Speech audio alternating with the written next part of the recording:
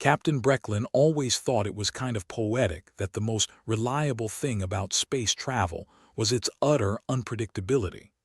Like how you could embark on a journey to chart a star system and end up on a rogue planet that had no business existing outside some madman's fever dream. Not that Brecklin was complaining. Rogue planets were like those sketchy alleyways that promised adventure and a chance to get mugged by destiny.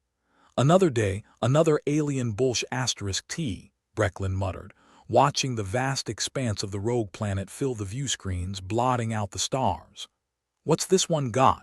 Carnivorous plants. Psychic squirts, Lieutenant Ko, the ship's resident pessimist-in-chief, snorted. Odds are on something slimy and telepathic. Maybe it'll even ask us how we're feeling about our moms before it eats us. That'd be a first, Brecklin said. I doubt anything on this rock cares about our unresolved childhood issues. The rest of the crew, an eclectic mix of scientists and soldiers who all looked like they answered a Craigslist ad for adventurous types wanted, clattered around the bridge, pretending they weren't just as nervous about this latest detour. After all, it wasn't every day you stumbled across an interstellar zoo. The planet looked innocent enough, if you ignored the purple clouds swirling ominously over the horizon. Brecklin had seen enough sci-fi movies to know that purple clouds were never a good sign. He made a mental note to avoid them and anything else that glowed ominously. So, who's for a little ground exploration? Brecklin asked, clapping his hands like a kindergarten teacher announcing recess. Are we going for exploration or survival horror? Ko asked. Because I've got the wrong boots for one of those. Depends on your definition of horror, Brecklin said. I prefer the kind where we don't get eaten by something with too many teeth. They suited up and soon found themselves stepping down onto the planet's crust. The air was heavy with the smell of something vaguely familiar yet unsettlingly new, like a wet dog wrapped in fresh mint. Ah, just like home, Ko said, surveying the alien landscape. If home were a place you never wanted to go back to. Brecklin led them towards a sprawling structure in the distance, a tangled mass of metallic vines and crystalline spires that looked like a set piece from a low-budget sci-fi flick. Welcome to the zoo, he said. Looks like the architects were going through a midlife crisis. As they approached the entrance, a holographic figure flickered into existence, looking bored in the way only someone cursed with the gifts of eternal foresight could. Its alien features were inscrutable, eyes too knowing, smirk too wide. Greetings, humans, it said in a voice that managed to imply both welcome and please go away at the same time. Welcome to the menagerie of the unseen. We have been expecting you, for quite some time. Charming, Ko muttered. I love it when the creepy alien hologram says it's been expecting us. Really gives me a warm fuzzy.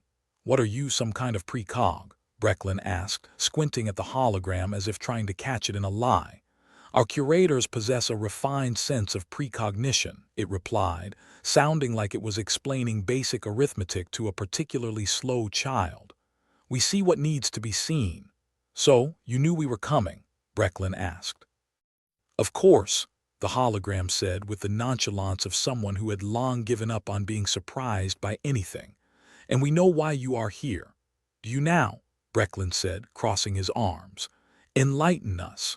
The hologram paused, as if weighing the entertainment value of telling them versus letting them find out the hard way. You seek understanding, knowledge, and perhaps a little salvation from your own species' relentless curiosity. Curiosity, my ass, Ko said. We're just here to make sure you're not planning on feeding us to your exhibits. Oh, we wouldn't dream of it, the hologram replied, though its tone suggested that dreaming was exactly what it did and often. They passed through the entrance into the main atrium, where the air buzzed with 1,000 sounds, each more peculiar than the last. Alien creatures of every conceivable shape and size lurked behind translucent barriers, each habitat a miniature world in itself. Kind of makes you wonder who's watching whom, Brecklin said, eyeing a particularly large creature that looked like a cross between a bear and a porcupine, only with more tentacles. I'll take bets on how long we last before something tries to eat us, Ko said, trying to blend into the background. I'm giving it 10 minutes.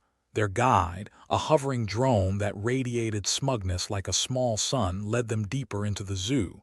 Please do not feed the exhibits, it droned, or yourselves to the exhibits. Thanks for the tip, Brecklin said. Our travel insurance doesn't cover self-inflicted stupidity. As they wandered, Brecklin couldn't shake the feeling he was being watched, not just by the creatures in their cages, but by something far less tangible, something that seemed woven into the very fabric of the zoo itself. This place is crawling with more than just animals, he whispered to Ko. You mean the kind of crawling that gets under your skin and whispers sweet nothings in your nightmares, Ko replied. Yeah, I've noticed. They reached a section labeled The Future's Past, a hall filled with displays that seemed to depict historical events yet to occur. Looks like a bad acid trip, Brecklin said. Or a preview of next week's news, Ko replied. Assuming we live that long, the hologram reappeared, looking annoyingly pleased with itself. Our precognitive abilities allow us to create a harmonious balance within the menagerie, it explained. We see what others cannot, and thus we control what others cannot. Control sounds suspiciously like manipulation, Brecklin said, narrowing his eyes. Only to those who fear the unknown, the hologram replied smoothly, like a politician dodging a scandal. I don't fear the unknown, Ko said. I fear getting my brain scrambled by some alien voodoo. Rest assured, your mind is quite safe here, the hologram said, but Brecklin wasn't convinced. There was something in the too polite words, the too easy assurance that set his instincts humming like a live wire. We need to know more, Brecklin said, pulling Ko aside. There's something they're not telling us. Ko nodded, her expression grim. Yeah, like how we're supposed to get out of here in one piece. The crew pressed on, deeper into the bowels of the alien zoo, each step taking them further from the safety of their ship and into the tangled web of alien precognition. Brecklin felt the weight of unseen eyes on his back, the sensation of being watched by something that understood him more than he cared to admit. Feels like we're the main attraction, he muttered. Yup, Ko said, and I'm not liking the audience. They stopped at a display showing humans, actual humans, performing tasks in environments eerily similar to their own. Looks like we're not the only ones who've been here, Brecklin said, his voice low. Yes, but I bet we're the first to make it out alive, Ko replied, her bravado a thin veneer over the apprehension pooling in her gut. They lingered a moment longer, Brecklin's mind racing with possibilities and pitfalls before he turned to leave. Come on, he said. We've seen enough to know we're in over our heads. As they made their way back to the entrance, the hologram materialized one last time. Do not fear what you do not understand, it intoned like some cosmic fortune cookie. I don't fear much, Brecklin said, but I'm not stupid enough to ignore danger when it's grinning at me with a knife behind its back. Your kind always did have a flair for drama, the hologram said almost fondly. Perhaps this will be your salvation, or your doom. I'll take my chances, Brecklin replied, not entirely sure that was true. They reached the ship, the familiar hum of its engines a balm to Brecklin's jangled nerves. As they lifted off, the rogue planet shrank behind them, its secrets and dangers wrapped tight in the shadows of the universe. Do you think they really saw the future? Ko asked as the ship powered through the void. Maybe, Brecklin said, staring out at the stars. But the future's a funny thing. It's always just out of reach, no matter how fast you run. The crew fell silent, each lost in their thoughts, the rogue planet and its sinister zoo receding into the depths of space. For now, they'd escaped its grasp, but Brecklin knew it wouldn't be the last time they danced with the unknown. Precognition be damned. Humanity had a knack for upsetting the odds, and they weren't about to change now. The ship hummed around them like a disgruntled cat with a faulty purr, a comforting but unreliable sound in the void of space. Captain Brecklin lounged in his seat on the bridge, staring at the rogue planet as it slowly spun away beneath them. It was a pretty sight if you ignored the fact that it was doomed to crash into a star in 10 days. 10 days, Brecklin muttered, just loud enough for Ko to hear. I've had hangovers that lasted longer. Ko, currently peering at a console as if it owed her money, glanced up. Don't worry, Captain.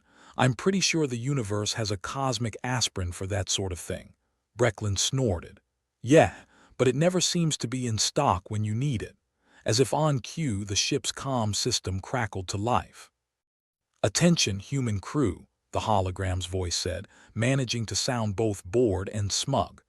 This is your scheduled reminder that the menagerie will be evacuated before the planet's inevitable collision with the nearby star. There is no need for concern. No need for concern, Brecklin echoed, rolling his eyes. That's what they said about diet soda, and look where we ended up. Ko smirked. Are we the diet soda in this scenario? More like the Mentos, he replied. Waiting for the explosion, the hologram continued, oblivious to their banter. The curators have determined that all necessary measures will be taken to ensure the safety of both the menagerie and its inhabitants. Please do not attempt any unauthorized actions. That sounds like a challenge, Brecklin said, scratching his chin. And I've never been one to back down from a challenge. Great, Ko said, sighing. Challenge accepted. What could go wrong? The rest of the crew, an intriguing bunch of misfits from backgrounds so varied it might as well be a sci-fi fan convention, were scattered around the bridge. They were listening intently, expressions ranging from mild interest to outright skepticism. Captain, said one of them, a wiry engineer named Torque who looked like he'd been put together from spare parts. You think those aliens actually know what they're doing? Well, they seem confident, Brecklin said. But then again, so did the last guy who tried selling me a timeshare on Mars. Anyone else notice we haven't checked our ship system since we landed? Ko asked, her tone suddenly serious. Might be worth a look. Brecklin shot her a glance. Paranoia, Ko, that's unlike you. Paranoia's just foresight with a bad rep, Ko replied, heading over to the main console and punching in a series of commands. Her brow furrowed almost immediately. Captain, we've got a problem. Of course we do, Brecklin said, rising from his chair. What kind of problem? The kind that involves our ship not responding to any commands, Ko said. Engines are offline, totally dead. The bridge went silent. It was the kind of silence that fills a room right before someone gets punched. Brecklin felt a familiar stir of unease in his gut, the kind that usually preceded a very long and unpleasant day. Right, Brecklin said, clapping his hands together as if preparing for a particularly tricky game of charades. Who's up for a bit of troubleshooting? Troubleshooting, Torque grumbled. Isn't that just a fancy word for panic with extra steps? Only when you're bad at it, Brecklin retorted, trying to inject some levity into the situation. But there was no denying the seriousness of their predicament. A rogue planet on a collision course with a star, and their ship was as useful as a chocolate teapot. They gathered around the main console, each member of the crew doing their best to make sense of the situation. It was a futile exercise, like trying to find a needle in a haystack the size of Jupiter. Could be a system malfunction, Ko suggested, though her tone was more hopeful than convinced. Or maybe those precog bastards did something.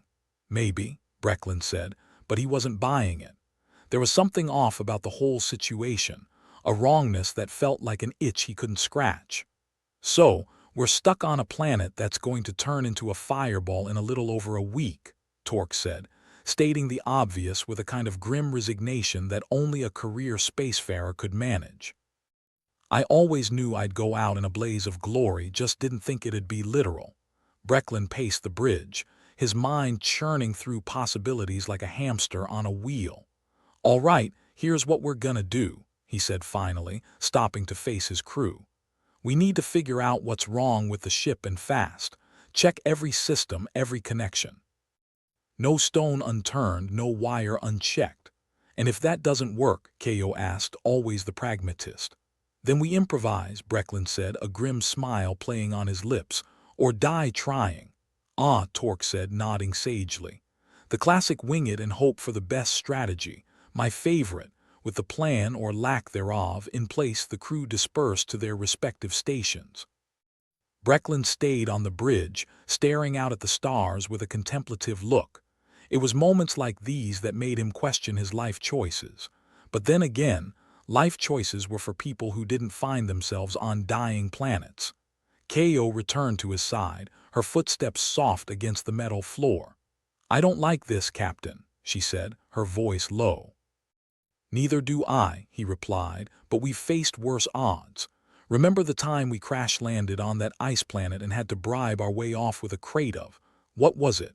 Unidentified alcoholic substances," Ko said, a hint of a smile tugging at her lips. "And to be fair, that turned out to be more useful than we thought." "Exactly," Brecklin said, leaning back in his chair. "Point is, we'll figure this out. We always do." He didn't add the unspoken until we don't that hung in the air between them like a specter, because if there was one thing Brecklin believed in, it was not tempting fate. Fate, in his experience, had a nasty sense of humor. As the hours ticked by, the ship remained stubbornly silent, a fortress of unyielding metal and wires. The crew worked tirelessly, each member pushing themselves to their limits, but progress was slow, too slow. "We're running out of time," Ko said late into the night cycle, when the ship's lights had dimmed to simulate some semblance of nightfall. "2 days gone, 8 left." "Yeah," Brecklin said, staring at the rogue planet's surface as if it held all the answers. "I've noticed. You think those aliens can actually see the future?" Ko asked, her voice thoughtful. Brecklin shrugged. "Maybe they can. Maybe they just think they can because they've got good luck and a bit of foresight." Ko chuckled dryly. "Sounds like half the captains I've ever served under." They fell into a comfortable silence, the kind that only two people who've spent far too long in each other's company can achieve. Brecklin felt the weight of responsibility settle on his shoulders like an old, familiar coat. "You ever think about what happens when we don't get out of one of these situations?" Ko asked, breaking the silence. "Only when I'm trying to sleep," Brecklin said, grinning. "Keeps me on my toes." Ko regarded him with a knowing look. "You ever wonder if that bravado of yours is gonna get us killed one day?"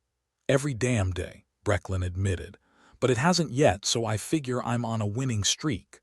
They shared a chuckle, but it was a hollow sound, echoing through the empty bridge. The truth was, they were in deep trouble and Brecklin didn't have a clue how to fix it. The universe was a vast, uncaring place, and they were just tiny specks floating in its endless expanse. "All right," Brecklin said, getting to his feet with a groan.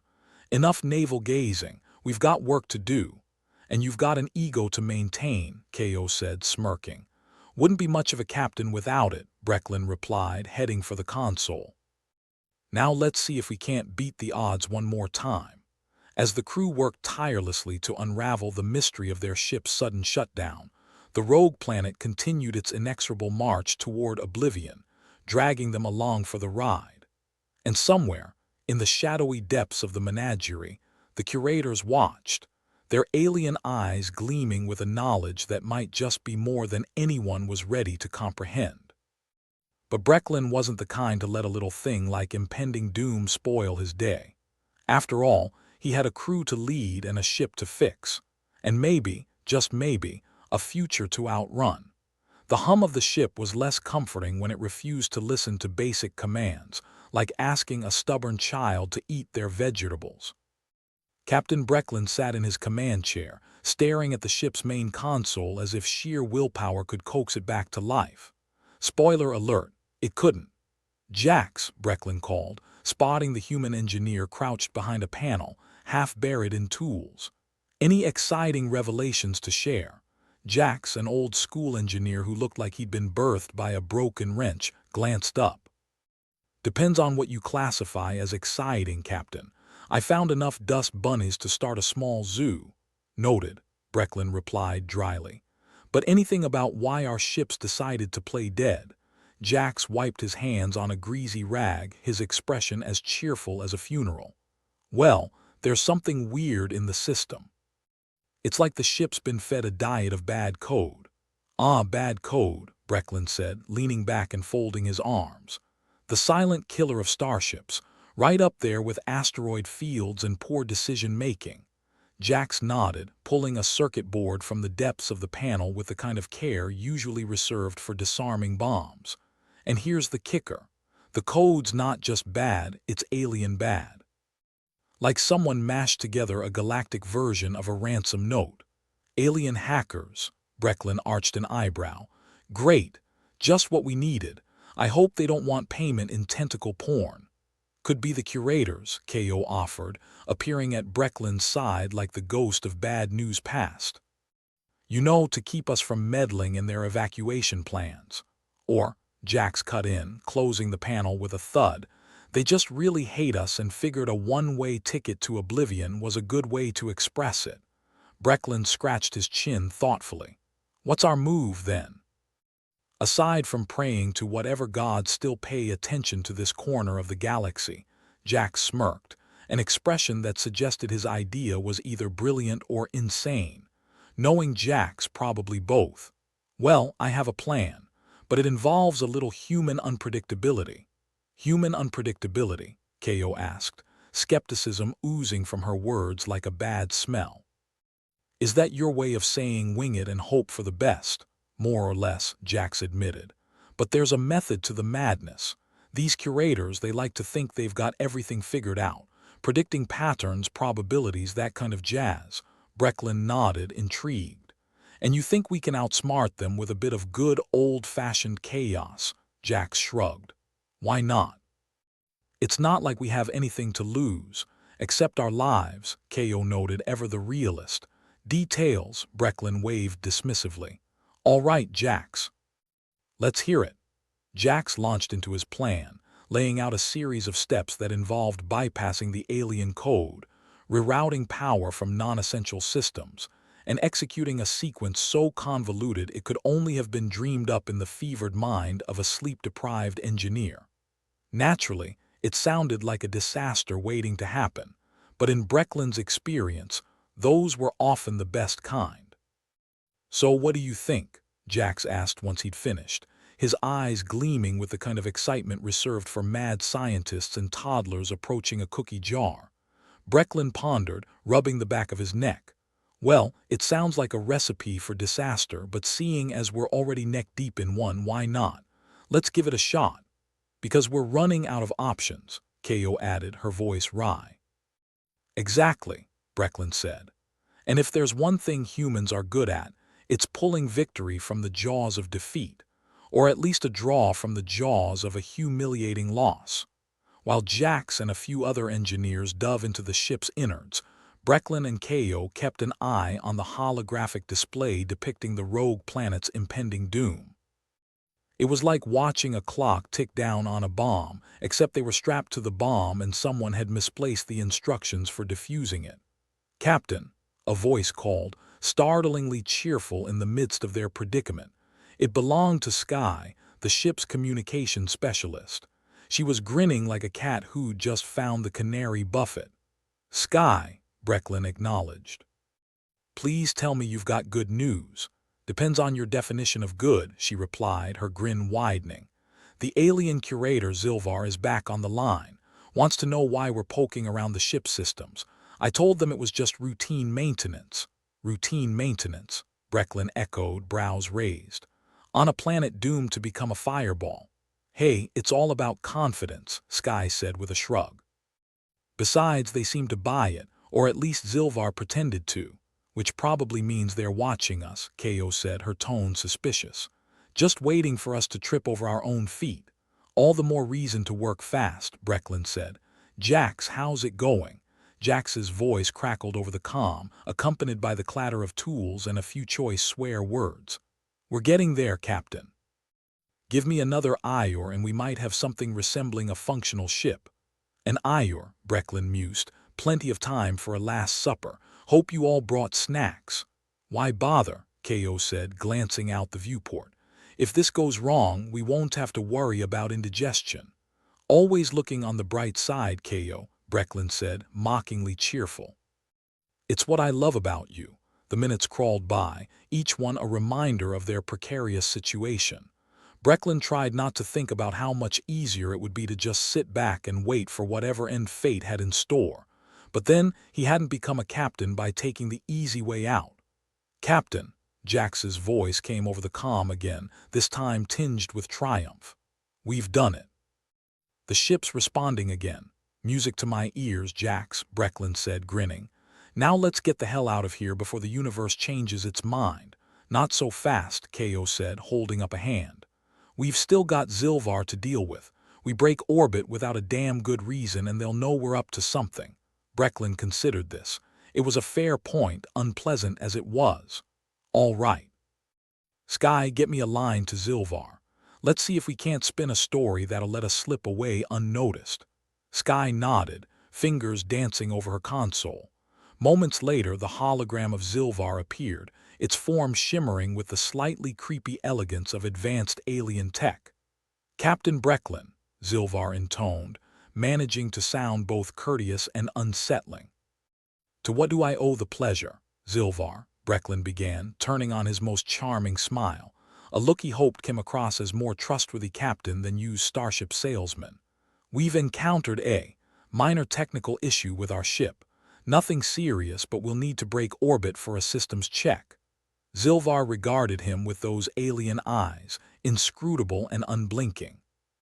"A systems check during an evacuation protocol. Captain, this is most irregular." "Tell me about it," Brecklin said, injecting a note of casual annoyance into his voice. "But better safe than sorry, right? Don't want to risk endangering the menagerie." The alien paused, a moment that stretched into infinity. Brecklin fought the urge to squirm under that gaze, reminding himself that bluffing was 90% confidence and 10% sheer nerve.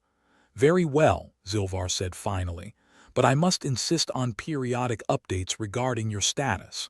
"Of course," Brecklin lied smoothly. "Wouldn't have it any other way." The hologram flickered out, leaving the bridge in silence. Brecklin let out a breath he hadn't realized he was holding. "Well, I'll be damned," Ko said, her voice filled with grudging admiration.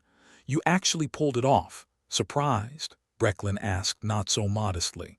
"Always," she replied, the edge of a smile on her lips. "Now let's get out of here before Zilvar changes their mind." "Right," Brecklin said, turning to the rest of the bridge crew. "Prepare for immediate departure. Let's see if we can't put some distance between us and this impending inferno." The ship shuddered as its engines roared to life, a sound that was more relief than music.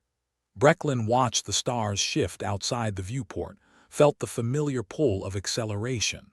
For the first time in days, it felt like they were clawing their way back from the brink.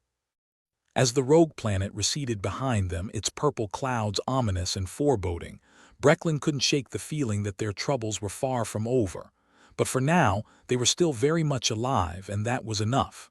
"Captain," Ko said, her voice tinged with a mixture of exhaustion and satisfaction. "We did it." "Damn right we did," Brecklin said, allowing himself a rare moment of optimism. "And we'll keep doing it, every time the universe tries to knock us down." He settled back into his chair, the weight of leadership resting heavily on his shoulders but no longer suffocating. In a universe that thrived on chaos and uncertainty, Brecklin knew one thing for sure. If anyone could outwit a galaxy of deterministic aliens, it was a bunch of unpredictable humans. "Here's to unpredictability," he said, raising an imaginary glass. "May it keep us one step ahead of whatever fresh hell the universe has in store." And as the ship hurtled into the vastness of space, carrying its crew toward an uncertain future, Brecklin couldn't help but smile. Because while the stars were indifferent and the planets hostile, there was one constant that even the universe couldn't predict: the indefatigable, incorrigible resilience of humanity. The ship rattled like a cheap carnival ride as it sped away from the rogue planet, the ominous purple clouds receding into the distance. Brecklin leaned back in his captain's chair, feeling the universe's icy fingers slip away from around their throats, at least for now. But as any good pessimist would say, it's never over till it's over, and even then, it probably isn't. "Captain, we've got a problem." Jax's voice crackled over the comm, laden with the kind of exasperation only an engineer could muster when their prized hunk of metal decided to throw a tantrum. "Of course we do, Jax.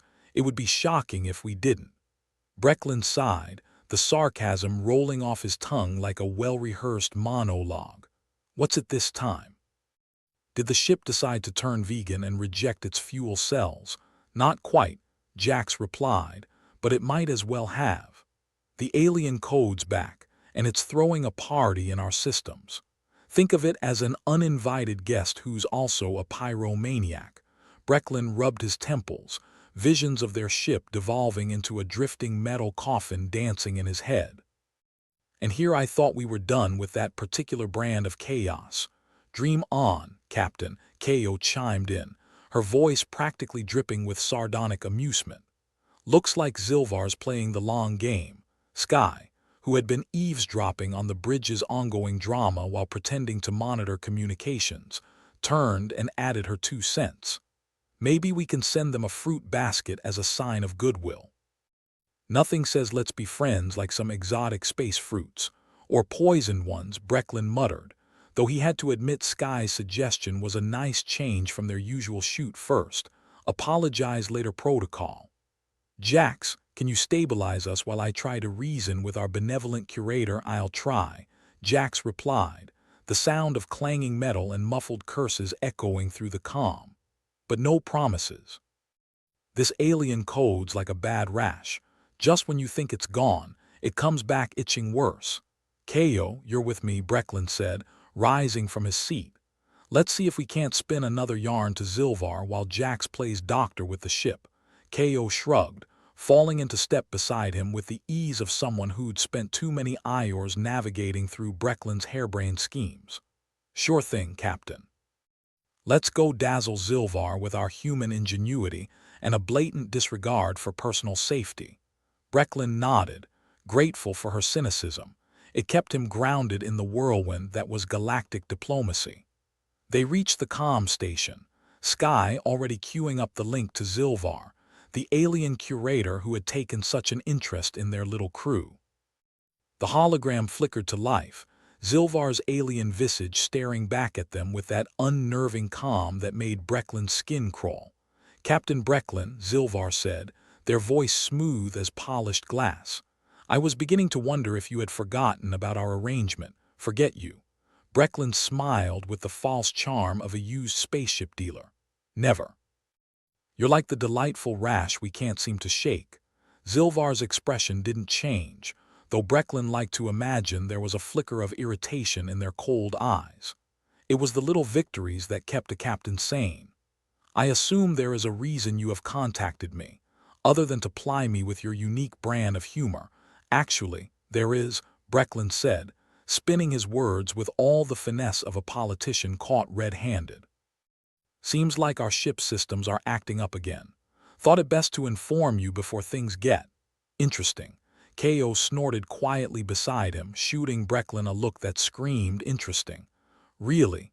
Zilvar's gaze remained unreadable, a poker face to rival the best. "And what exactly do you propose, Captain? Just a little breathing room to run diagnostics? Maybe even a temporary ceasefire with your alien code," Brecklin suggested, hoping Zilvar would take the bait. "Our systems are delicate, and we wouldn't want to cause any collateral damage." The alien curator didn't respond immediately, their silence a looming specter over Brecklin's bravado. "Very well," Zilvar finally said, though their tone held a hint of warning. "But be advised, Captain, that my patience is not infinite." "Much appreciated, Zilvar," Brecklin replied, his smile now genuine. "We'll make sure to keep you entertained with our antics." As the hologram blinked out, Ko let out a breath she hadn't realized she was holding. "Well, that went better than expected," Brecklin chuckled, though the sound was tinged with the weariness of a man who dodged one bullet only to find himself staring down the barrel of another. "Let's hope Jax can exorcise our unwanted guest before Zilvar changes their mind." "Captain." Sky's voice rang out, her excitement palpable. "We've got a message coming through from the menagerie. Seems like some of the alien species are interested in a little chat." "Really?" Brecklin asked, his interest piqued. Think they are offering tea and biscuits or something more substantial? Only one way to find out, Sky said, already routing the message to the main console. The holographic display lit up with a kaleidoscope of alien faces, each more bizarre than the last. A bulbous creature with too many eyes to be reasonable took center stage, its voice a series of clicks and buzzes that the ship's translator struggled to process. "Greetings, humans of the menagerie," the creature began, its tone oddly polite for something that looked like it had crawled out of a nightmare. "I am Zarnak of the Krith. We have observed your plight and wish to offer assistance, assistance." Brecklin echoed, skepticism coloring his words like a bad dye job. "What's the catch?" "No catch, Captain Brecklin," Zarnak replied, its eyes blinking in a disconcerting wave. "We simply require a favor in return." "Ah, the classic quid pro quo," Ko said, folding her arms across her chest. "So what's the favor?" Zarnak's eyes twinkled, or maybe that was just the lighting. "A minor task," it said, its voice as smooth as silk. "We need access to the curator's network. For research purposes." Brecklin exchanged a glance with Ko, who shrugged as if to say, "Why not?" "We're already in deep." "All right, Zarnak," Brecklin said, deciding to roll the dice. "What do you need from us?" "We can provide you with a code," Zarnak explained, "one that will grant you temporary access to override the curator's systems. In exchange, we wish to retrieve data on our species from the curator's database." "Sounds straightforward enough," Brecklin said, though his instincts screamed that nothing in this corner of the universe was ever straightforward. "Why not just ask Zilvar directly?" "A valid question, Captain Brecklin," Zarnak replied, its many eyes narrowing slightly. "But we prefer not to draw undue attention from the curators. They are particular about their data." "All right then," Brecklin agreed, seeing no other way forward. "We'll get you what you need. Just make sure your code doesn't fry our systems." Zarnak's mouth, a strange, puckering appendage, curved into what might have been a smile. "You have our word, Captain." The Krith always honor their agreements. The exchange concluded with a polite nod from Zarnak, the holographic display winking out as if it had never been. Brecklin turned to his crew, shrugging. "Well, folks, it seems we've got ourselves some new friends. Friends with benefits," Ko quipped, her grin sharp enough to cut glass. "But let's hope they don't stiff us on the bill." "Jax," Brecklin said into the comm, his voice steady despite the rising chaos. "You still with us?" "Barely," Jax grunted, the sound of clattering metal echoing through the line. "But I heard the whole thing. Think you can get me that code?" "Might be just what we need to kick Zilvar's code to the curb." "On it," Brecklin replied, turning to Sky. "Get that code from Zarnak and send it to Jax, and keep an open line with the menagerie. I'd rather not be caught with my pants down if this all goes sideways." "Consider it done, Captain," Sky said with a salute, her fingers dancing over the console like a concert pianist on a caffeine high. Brecklin settled back in his chair, eyes fixed on the star-studded void beyond the viewport. They were playing a dangerous game, one that could easily spiral out of control. But then again, wasn't that what made it so damn exciting? "Captain," Ko said, her voice a hushed murmur. "Do you think we can trust them?" "Trust?" Brecklin echoed, a smirk tugging at his lips. "In this galaxy, not a chance. But do I think they'll keep their word? Maybe, just maybe." The ship hummed around them, an uneasy truce between man and machine, human and alien. As Brecklin watched the stars blur past, he couldn't help but wonder about the price of this newfound alliance. But that was a problem for future Brecklin. Right now, they had a ship to save, a curator to outwit, and a galaxy of possibilities ahead. And as any good pessimist would say, what could possibly go wrong? The ship hummed its usual disgruntled tune, a combination of creaks, groans, and that one persistent high-pitched whine nobody could locate. The rogue planet loomed ahead, with its purple clouds swirling like a cosmic warning sign, the kind you ignored at your own peril. And Brecklin, well, he was knee-deep in the kind of situation he swore he'd avoid. A potentially lethal rendezvous with celestial mechanics no sane person would want to tango with. "Jax," "Give me some good news," Brecklin called over the comm, knowing full well that hope was a luxury they couldn't afford right now. If it were cheap enough to buy in bulk, they'd still be bankrupt. "Good news," Jax replied, his voice crackling through the static like a man being forced to dine within laws. "The bad news is that the code Zarnak gave us is like trying to patch a hull breach with chewing gum." "Fantastic," Ko muttered from her post, her fingers drumming impatiently on the console. "So we're going to implode with the kind of dignity usually reserved for slapstick comedy. Always a silver lining," Brecklin said, forcing a grin. "Or in our case, a purple one." The irony wasn't lost on anyone present. The rogue planet's fate was sealed, a cosmic fireball in the making, with them potentially dragged along for the ride. The main console continued its light show of errors and warnings, each more urgent than the last. It was the kind of situation that would make even a jaded mechanic lose their appetite. Sky's voice rang through the bridge, a beacon of almost optimism in their sea of barely contained chaos.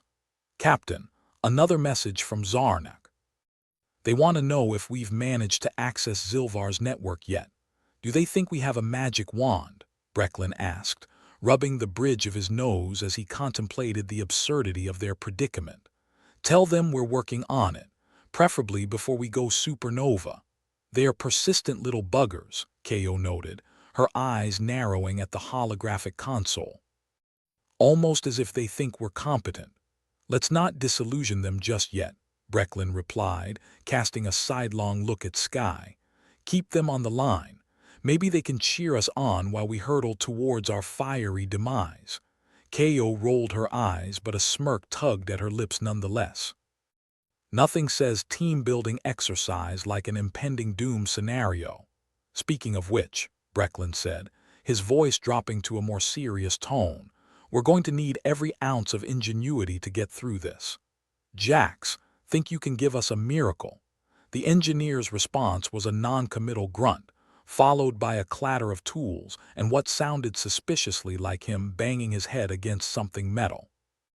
"That's the spirit," Brecklin said, his tone a mixture of sarcasm and genuine admiration for Jax's perseverance.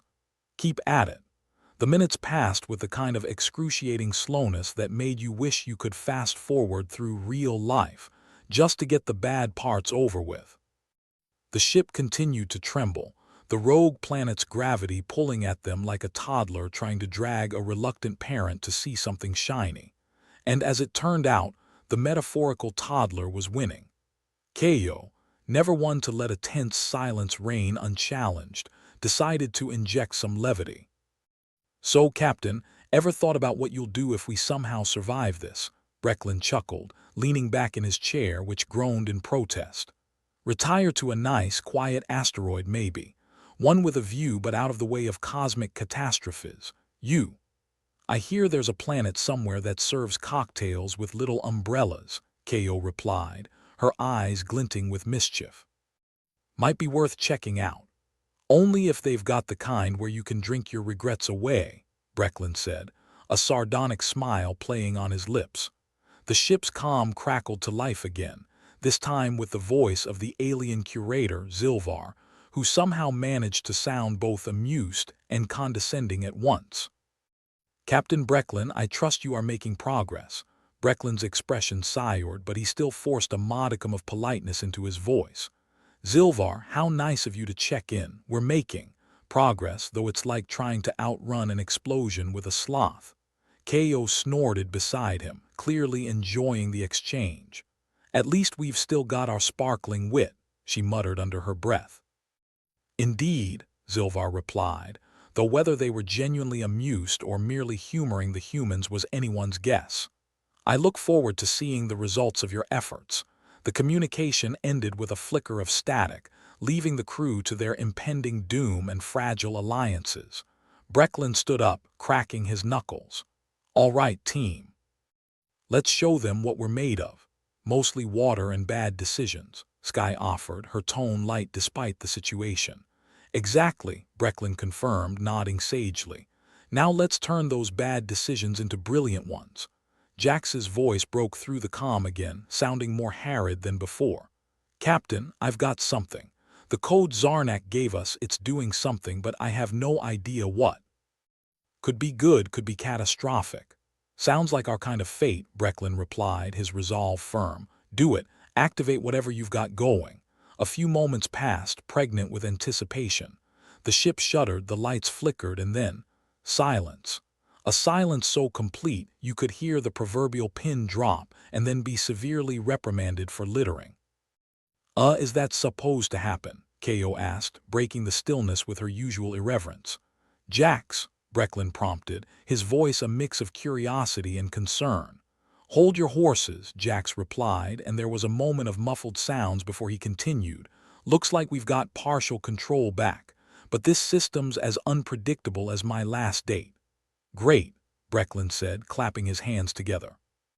"Let's see what we can do with partial control." The crew sprang into action, each member utilizing their skills with the kind of efficiency that only came from a dire need to not be pulverized by cosmic forces. The ship still resisted them at every turn, but it was a resistance they knew all too well, a stubborn mule they'd been dragging across the galaxy and back. "Captain," Sky said, her voice carrying an edge of excitement, "I'm picking up a signal. It's not from the menagerie and definitely not Zilvar. Could be another alien species." "Fantastic," Ko said dryly.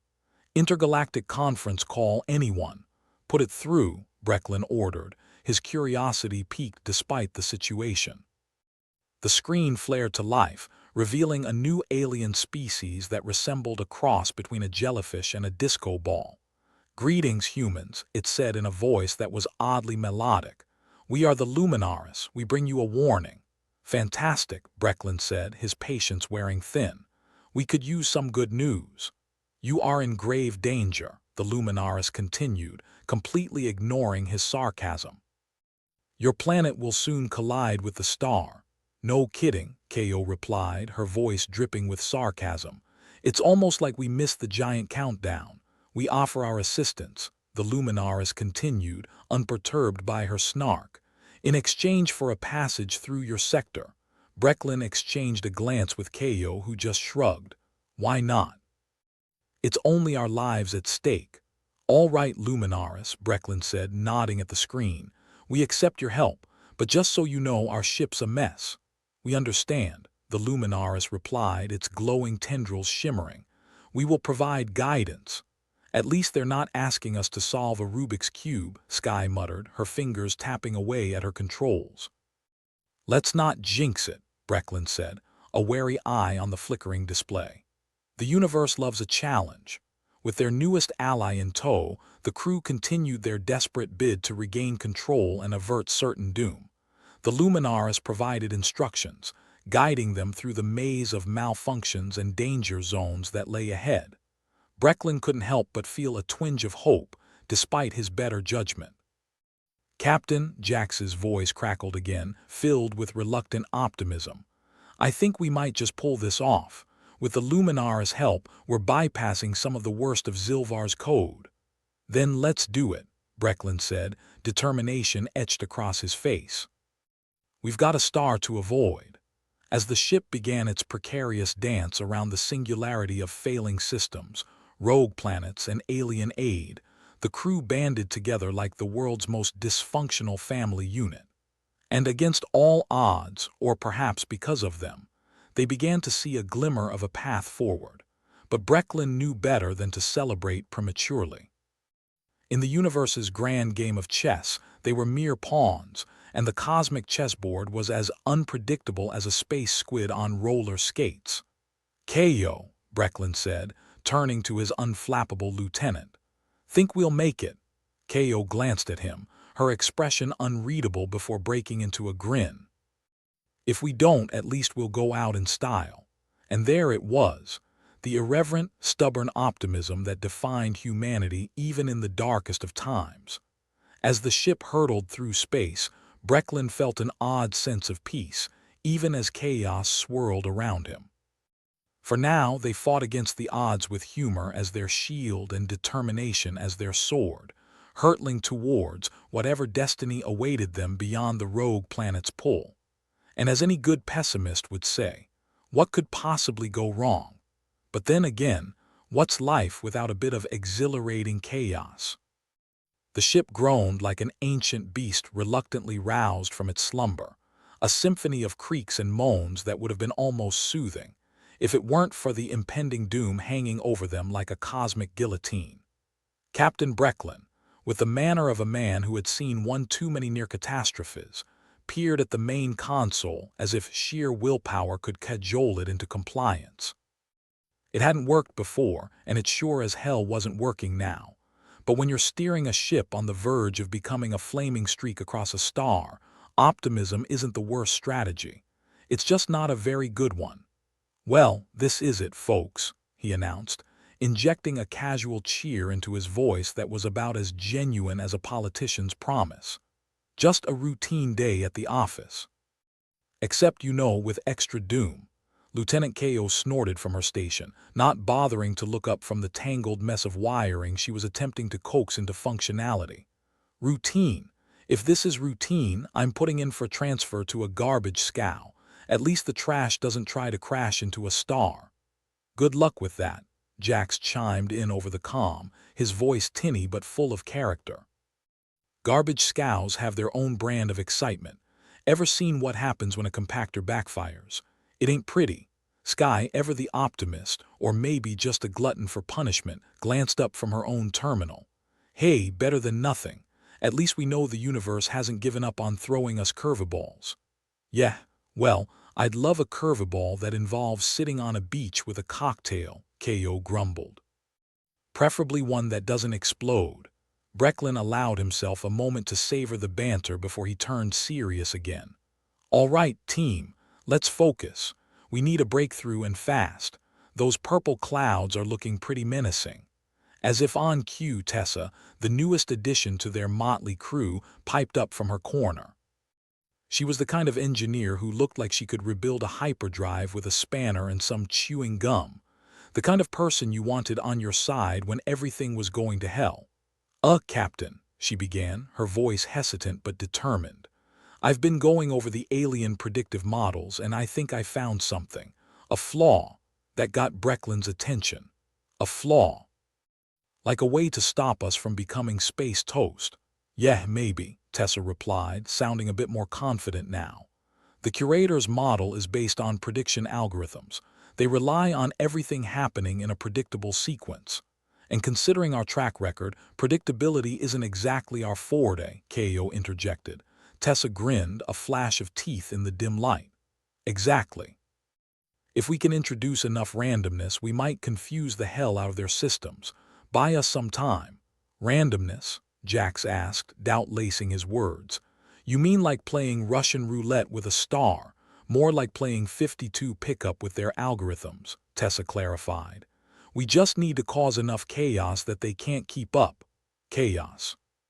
Now that's something we can do," Brecklin said, feeling a surge of hope. "All right, let's get to it. Suggestions. How about we start by firing the thrusters in random patterns?" Sky offered. "Make it look like we're having a malfunction, more than we already are. And throw in some fake distress signals," Ko added. "Broadcast them on every frequency. Keep them busy trying to figure out what's real and what's not." "I'll mess with the environmental controls," Jax suggested. "Nothing says chaos like the temperature bouncing between Sahara and Siberia. Might make us uncomfortable, but it'll keep them guessing." Brecklin nodded, feeling a strange mix of exhilaration and dread. "All right, people. Let's make some noise." As the crew set to work, the ship became a symphony of chaos. Thrusters fired unpredictably, sending the ship lurching like a drunken sailor. Alarms blared, deafening in their insistence, while the temperature swung wildly from sweltering to freezing. It was like being in the universe's most dysfunctional funhouse, and everyone was invited. The comm crackled again, this time with the voice of Zilvar, who sounded less amused and more perplexed. "Captain Brecklin, your ship appears to be malfunctioning." "Is it?" Brecklin replied with mock innocence. "Must be one of those days." Zilvar's response was a series of clicks and hums, their version of a frustrated sigh. "We do not understand your methods." "That's the point," Ko muttered under her breath, a satisfied smirk on her lips. Meanwhile, Tessa was working her own kind of magic, her fingers flying over the controls as she introduced more unpredictability into the system. "Let's see how they like a few glitches in their predictive models," she murmured, half to herself. As the ship lurched and groaned, Brecklin couldn't help but feel a thrill of grim satisfaction. Sure, the odds were still against them, and sure, they might still end up as cosmic confetti. But for now they were fighting back, using the very unpredictability that drove him mad against their captors. "Captain, I'm picking up increased interference from the curators," Skye reported, her tone a mix of surprise and amusement. "It's working. They're scrambling." "Good," Brecklin replied, determination steel in his voice. "Let's keep them on their toes." The minutes ticked by, feeling like an eternity compressed into the span of a heartbeat. The rogue planet loomed large in their view, a reminder of the ticking clock counting down to their potential obliteration. But amidst the chaos, there was a strange sense of calm, a realization that in their darkest moments they were at their most alive. "So, what's our endgame here?" Ko asked, her voice carrying a note of anticipation. "Because I doubt the curators will appreciate our little magic show." "Simple," Brecklin replied, his mind racing with possibilities. "We keep confusing them until we get close enough. Then we make a break for it." "And if that doesn't work?" Skye asked, ever the realist. Brecklin shrugged, a grin tugging at his lips. "We'll improvise. It's what we do best." As the ship continued its erratic dance through space, Brecklin allowed himself a moment to appreciate the absurdity of it all. Here they were, a ragtag crew facing down an interstellar catastrophe with nothing but a few tricks up their sleeves and a hefty dose of reckless courage. But as any good captain knows, sometimes a bit of chaos is exactly what you need to level the playing field. And if they were going to go down, they'd do it on their terms, with a smile on their faces and a defiant middle finger to the cosmos. "All right, people," Brecklin said, his voice firm with resolve. "Let's show them what humans are made of." "Mostly bad decisions," Ko quipped, earning a chuckle from the rest of the crew. "And stubbornness," Skye added, her eyes alight with determination. "And a refusal to go quietly," Jax finished, his voice crackling over the comm. With each passing second, the rogue planet drew closer, a ticking time bomb of cosmic proportions. But for the first time, Brecklin felt like they had a fighting chance. Flawed, unpredictable, and completely human, they were exactly the kind of wild card the universe didn't see coming. "Captain," Tessa called out, her voice full of the thrill of discovery. "The systems are starting to react." "It's working." "Then let's keep going," Brecklin replied, his heart pounding with adrenaline. "We've got a star to dodge and a universe to prove wrong." Together they plunged into the chaos, a defiant crew standing against the infinite void. And for a brief, brilliant moment, it felt like anything was possible. As the ship twisted and turned through the stars, Brecklin couldn't help but smile. Because in the end, it wasn't about winning or losing. It was about the fight, the journey, and the irrepressible spirit that kept them going long after common sense would have told them to give up. In their darkest hour, they were their brightest selves, unpredictable, irreverent, and stubborn to the core. And sometimes, just sometimes, that was enough. So with a nod to his crew and a wink at the universe, Brecklin set his sights on the impossible and charged forward, ready to face whatever came next in style. The ship bucked again, another thruster firing in a way that could generously be described as creative, and less generously as completely insane. Captain Brecklin clung to the edge of his console, trying to maintain his balance and dignity. Both were losing battles. His crew was engaged in the most chaotic dance through space ever attempted this side of a bar brawl on Alpha Centauri. "How we doing, folks?" he called out, trying to sound more in control than he felt. Lieutenant Ko, her hands a blur over the frayed mess of wires she'd been cursing at for the last hour, responded first. "Oh, you know, Just another day in paradise. If paradise was on fire and trying to kill us. Sounds about right, Sky chimed in, casually adjusting to the wild temperature swings with the grace of someone who'd survived worse. I think the ship's angry we didn't buy it dinner first. Maybe it just wants a hug, Jax offered, his voice crackling over the comm. Preferably one that involves not becoming a stellar pancake. Brecklin cracked a grin despite, or maybe because of their impending doom. Keep it up, people. We're making history here. Or, you know, the kind of history they don't put in textbooks unless they are really desperate. Tessa, their miracle-working engineer with the can-do attitude of a puppy on caffeine, piped up next. Captain, I've introduced enough glitches to make their predictive models look like a busted crystal ball. Even Zilvar's got to be scratching whatever passes for their head. Excellent, Brecklin replied, a note of genuine satisfaction slipping into his voice. Let's keep throwing wrenches in their works. The more unpredictable we are, the better our chances. Ko snorted. Unpredictable is what we do best. It's our defining characteristic, right next to stubborn and sarcastic. The rogue planet loomed ever closer in the viewport, a reminder that their time was as limited as the crew's patience with the situation. But with every chaotic maneuver, with every false signal and wild temperature swing, they were gaining precious time. Sky, how's our signal looking? Brecklin asked, his tone all business now. Sky tapped a few keys, her focus unwavering. Interference is still strong, but we're poking enough holes in their net to make it look like Swiss cheese. They won't be able to predict our next move if we keep this up. Good. We've got to reach out to other ships, other species. If we can warn them, maybe we can turn this into a coordinated escape instead of a one-way ticket to Oblivionville. Jax's voice crackled with a mix of humor and determination. So, like a cosmic jailbreak. I'm in. Always wanted to be part of one of those, even if it means going down in a blaze of glory. Preferably without the going down part, Ko interjected wryly.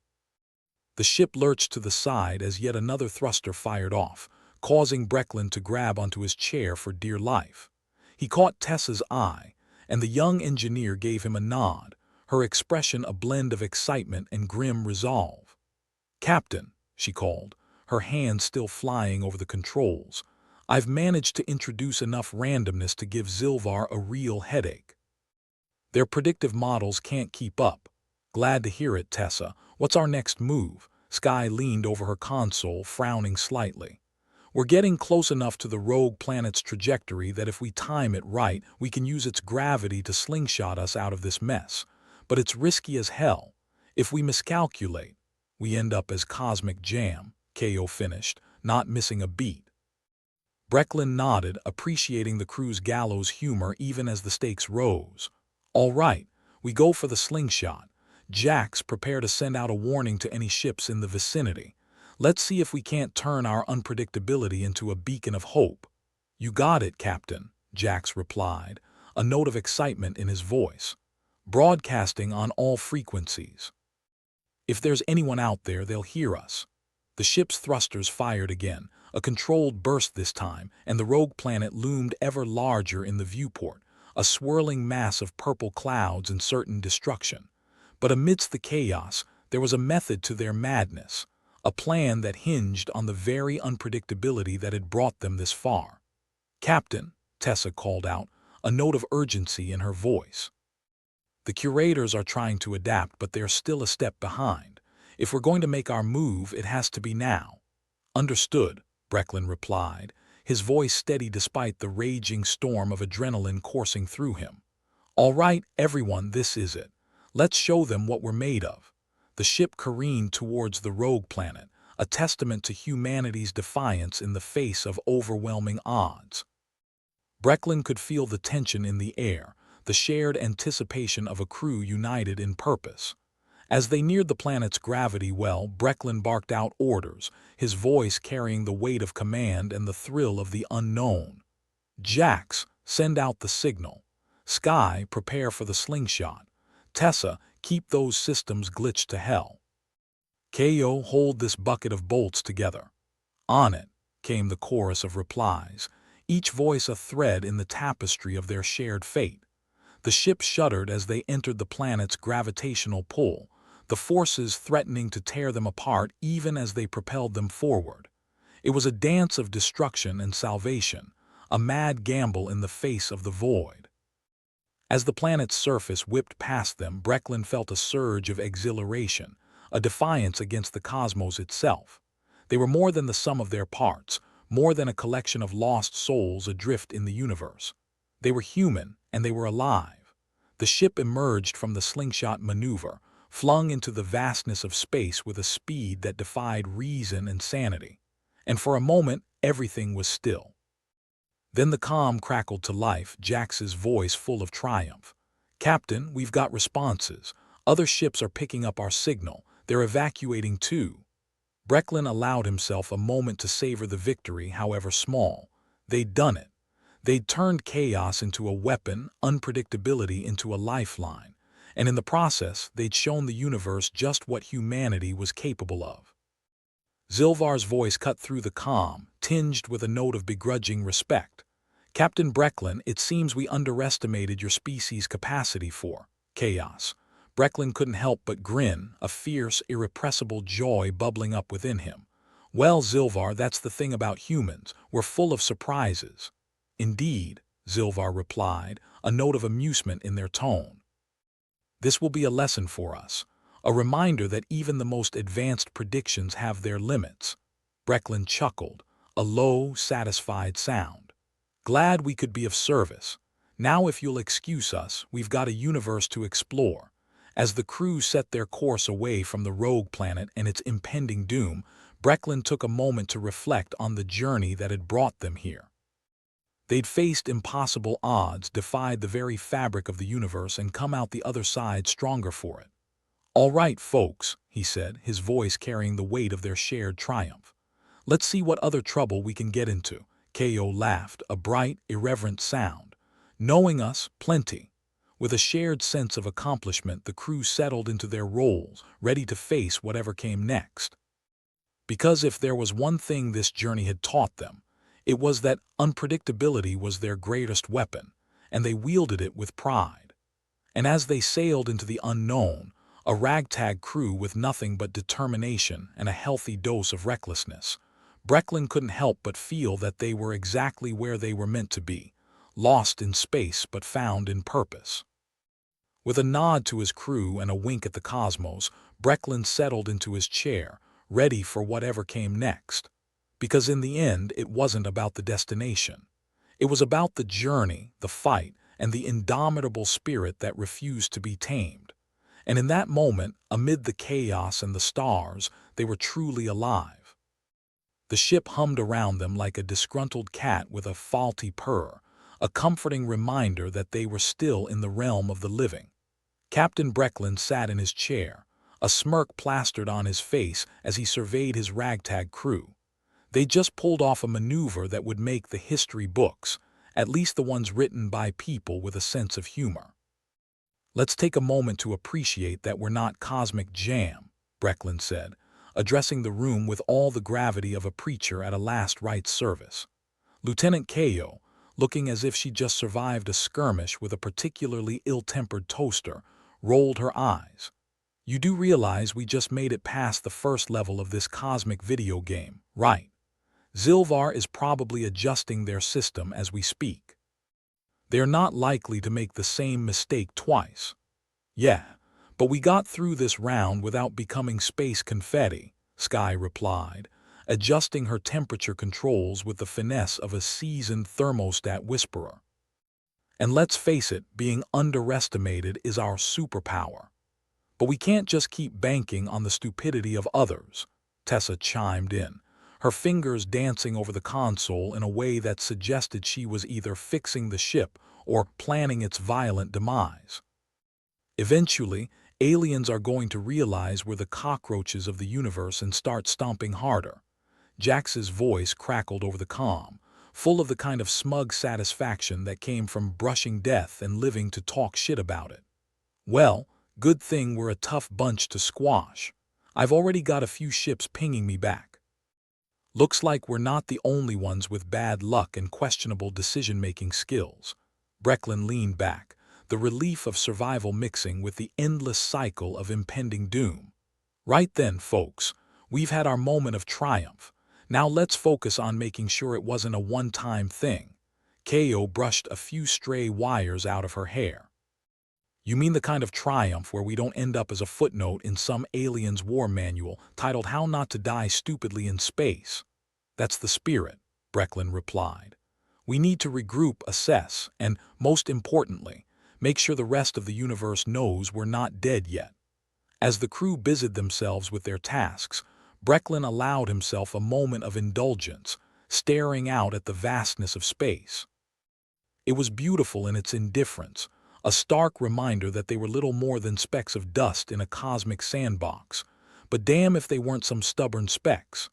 Sky, give me a readout on our resources, he said, snapping back to reality. We've got enough fuel to get us to the next star system if we keep our thrusters on a diet, Sky replied, her eyes glued to her screen. Water and supplies are a bit less optimistic, but nothing a good rationing plan won't fix. Brecklin nodded. All right, we play it safe for now. Jax, keep hailing those ships. If we can get a convoy going, we might stand a chance at making it out of this alive. Jax laughed, a sound full of bravado and the kind of reckless optimism that got people into and out of trouble in equal measure. Already on it, Captain. Feels like the beginning of a bad joke. A human, a Zilvar, and a Rygathian walk into a bar. Let me guess, the bar explodes and nobody gets out alive, Tessa quipped, her voice a mix of sarcasm and genuine amusement. Charming, Ko interjected. But if we're done cracking jokes about our impending demise, maybe we should focus on making sure it doesn't happen. Still think the universe has a vendetta against us? Sky asked, her tone teasing but with a hint of genuine curiosity. Brecklin shrugged. If it does, it's been doing a piss-poor job of taking us out. Maybe it's got other fish to fry, or maybe we're just that slippery. Maybe we're the universe's reminder of its own unpredictable nature, Jax mused, his tone more serious than usual. We're the wild card, the joker in the deck that doesn't play by the rules. Or maybe, Tessa added, we're just the idiots who keep stumbling through the impossible because we're too stubborn to quit. Brecklin chuckled, appreciating the irony woven into their survival. Whatever the case, we keep going. We've made it this far, and I'll be damned if we don't see this through to the end. As the ship sailed on through the void, the crew settled into a rhythm, each member an essential part of their dysfunctional whole. They were survivors, misfits in a universe that seemed hell-bent on wiping them out, and yet they endured. Ko, still wrestling with the ship's temperamental circuitry, muttered to herself about how space travel was supposed to be the future, not a perpetual exercise in dodging death. Sky continued to monitor their course, her steady presence a calming influence amid the chaos. Tessa worked her engineering magic, introducing just enough glitches to keep things interesting without sending them all to an early grave. And Brecklin, ever the reluctant leader, kept his gaze fixed on the horizon, searching for the next challenge, the next opportunity to prove that humanity's greatest strength was its refusal to go quietly into the night. Eventually, the calm crackled back to life, Jax's voice breaking the silence. Captain, we've got a few more friends joining our not-so-merry band. Looks like we're not alone in our quest for survival. Good, Brecklin replied, a smile tugging at his lips. The more, the merrier, or at least the less likely we are to get picked off one by one. Ko snorted. Strength in numbers, or just a bigger target? Both, Sky answered, her tone pragmatic. But at least we can go down swinging.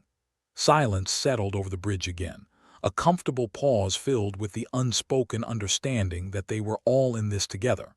They'd faced death and come out the other side, forever changed by the experience but still very much alive. As they drifted through the vastness, it was impossible not to reflect on the philosophical implications of their victory. What did it mean to defy the odds, to laugh in the face of the impossible?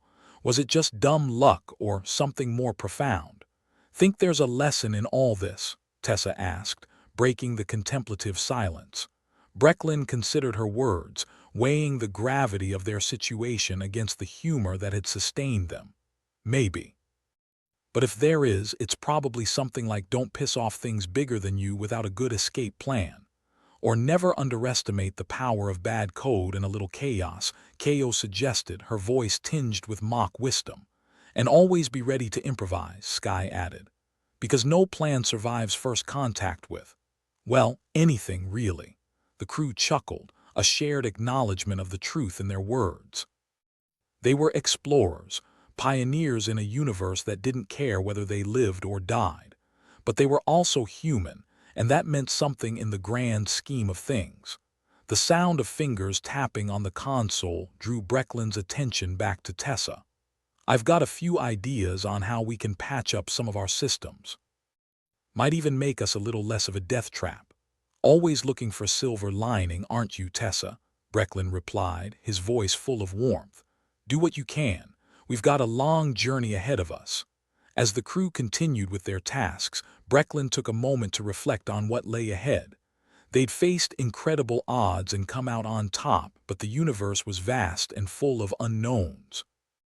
They were a crew of survivors, united by their shared experiences and bound by their determination to see each other through to the end. Whatever challenges lay ahead, they would face them together, armed with their wit, their resilience, and their unyielding spirit. All right, team, Brecklin said, his voice a steadying force amid the chaos. Let's get back to it.